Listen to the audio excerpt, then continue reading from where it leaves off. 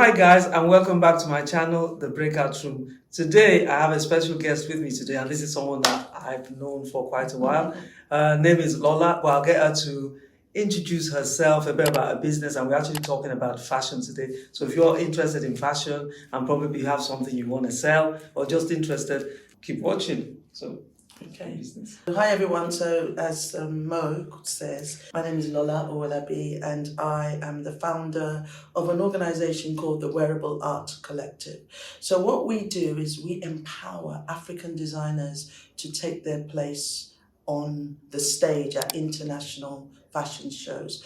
And so far we've worked with Emerge, New York Fashion Week, we've worked with Fashion Finest, London Fashion Week, and we've done a couple of independent shows. So this is where we're coming from. You know, if you think about it, there's a lot of creativity in Africa.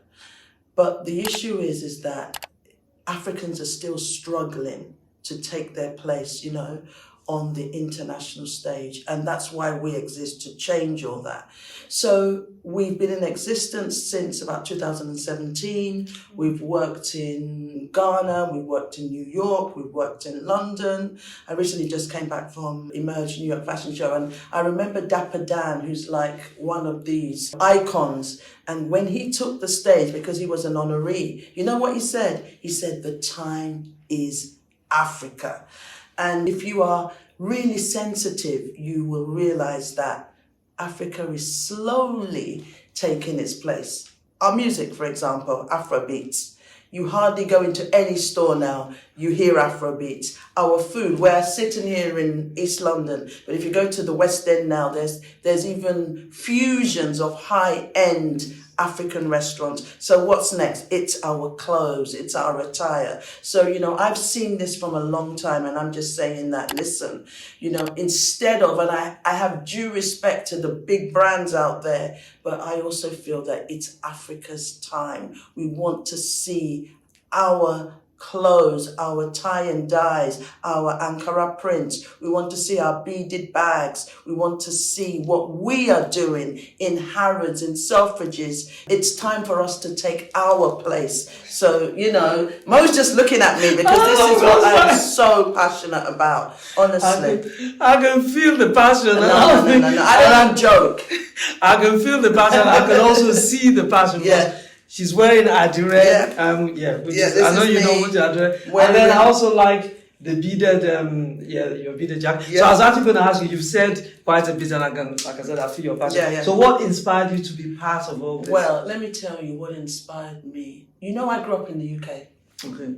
So I grew up in Penge, and I went to Nigeria for the first time when I was about 16.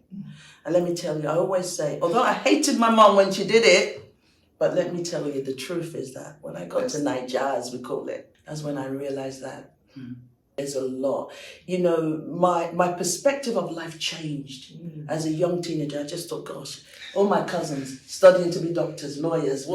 This is this girl from Penge, what's she up to? And then, I did my A-levels in Nigeria.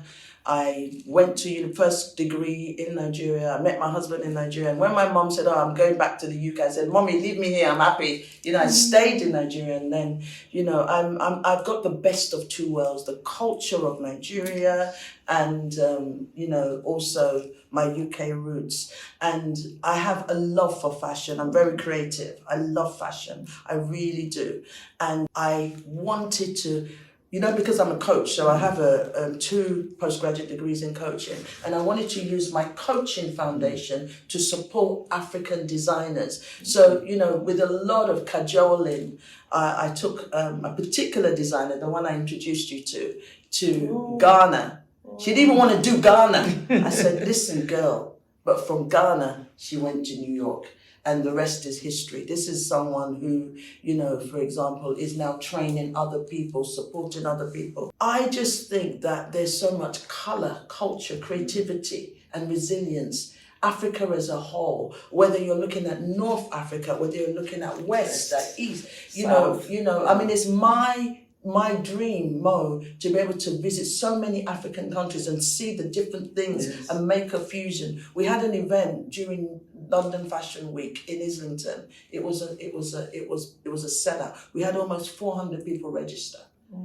As soon as I said it's wearable art, it's Okay. it's fashion, it's Africa, and people, the feedback was amazing. We're gonna have a Christmas pop-up too. Okay. It's gonna come. Yeah, I was just going to ask. I didn't know what wearable art meant. So can you explain to the All right. audience So what wearable art means? wearable art is simply as the name implies. It's all about creativity on a canvas, which could be a dress, which could be a bangle, which could be a pair of shoes. It's all, but it's got the African ethos. That's what it is. That's why it's called wearable art, because it's art that is wearable. You understand? So where was that term coined from? Where did it It start?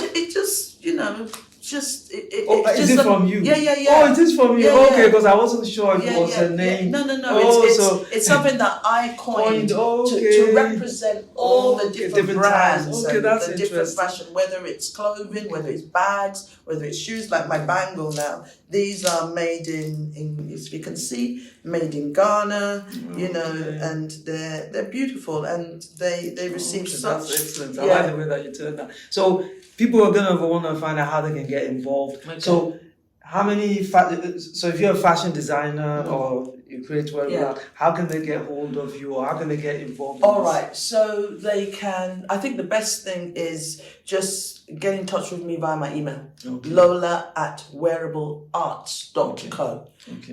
If you're an emerging designer out there and you're thinking of you want to do and you've got some connection to the beautiful continent of Africa and you want to maybe do New York Fashion Week, London Fashion Week, you can get in touch with me via my email, lola@wearablearts.co, and then we can talk further. So I'm all about supporting and highlighting African creatives, getting them on that international stage and getting them into shops. And how about if you don't actually create the stuff yourself, but you have an interest? Maybe you have a creative, or you have because sometimes you do have an idea. Not all fashion designers actually create the stuff. They just have the vision, and someone else. That's something that we can also look at too. Okay. That's definitely something that we can also look at, because we want to support, we want to nurture. With my coaching background, that's what I always say that my first assignment on earth is empowering people. Oh yeah, and I know you do that in so many different ways. When they go to your website, they'll be able to see examples of shows and reels that you've done. Yeah, so it's www.thewearablearts.co. Now, if you can give me because I know you said the designers and the designers all over the world, where are you focused now? Is it designers who are based in the UK, designers who are based in Nigeria, Ghana, and how do you get them to come over? Do they need to come over with their stuff? Not necessarily. Just take their stuff? Yeah, so we're focused on designers who are African. It doesn't matter where they are. Okay. And what we could do, like for example, we had a show in New York a few years back. Some of the designers couldn't go to New York, so they sent their stuff. Oh, okay. A couple of them actually physically were able to go. So it depends. It depends on everybody's circumstance is unique. So it depends on what's best, because sometimes that's another thing. That's why we're here to help. Affordability. Is a big thing. Yeah. And the other thing I was going to ask, because obviously digital is a big thing. So do you help them with their digital presence as well? We can. We can. I mean, what we did for the New York one, the company that we partnered with, which in whom I'm now a global partner for, they helped them do all the digital. They're up to helping them get visas to America. Oh, that's nice. It was that. Yeah. So I was going to ask you the skills, because we always like to ask our entrepreneurs. I know you have multiple businesses. Yeah. So what are some of the skills that you would say are necessary to become an entrepreneur? Yeah. So I think one of the things is definitely, number one, risk taker. Definitely. Self-belief. If you don't believe in your product, who's going to believe in you? You've got to have confidence. You've got to be humble. You've got to be... Listen, I can roll them off my tongue. You've got to be... This is what I teach. I teach this too. You've got to be coachable. You've got to be humble. You've got to be a go-getter. You've got to really believe in personal development. You understand? You've got to ask for help. Don't do it all by yourself. This world is full of connections. And also do your research. Don't be blind. Do your research, and don't be delusional. I'm telling you. Realistic. Yeah, be realistic. So, and also do a SWOT on you, not just on the business. Do a SWOT. Understand, who are you? Who are you as a person? Do you understand? Are you a risk taker? If you're not ready to take risks, don't bother. And also, don't forget, collaboration is key. Yes. You understand? I like what you talked about, because my last video that went out, which I'm going to point to here, I talked about all of this. Read books. Make sure you understand. Like Lola said, your SWOT is important, because there's some weaknesses you have. It's not a problem, but you need to identify them so you know where to go for help. Let me just sign off with this too.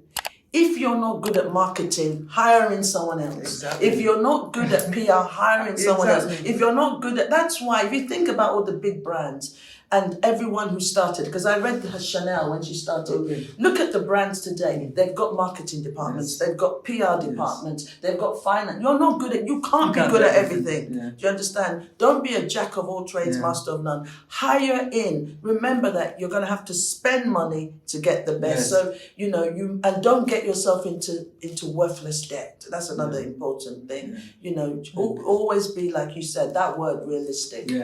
Thank you very much. You said it. Well, thank you very much. It's nice having you, and we'll see you in the next video. So please comment. What do you think? Do you like me to bring more guests like this? Get involved in the conversation below. Remember, this is not a radio show. This is a TV show, and we welcome your comments, like, subscribe. See you next time. Bye.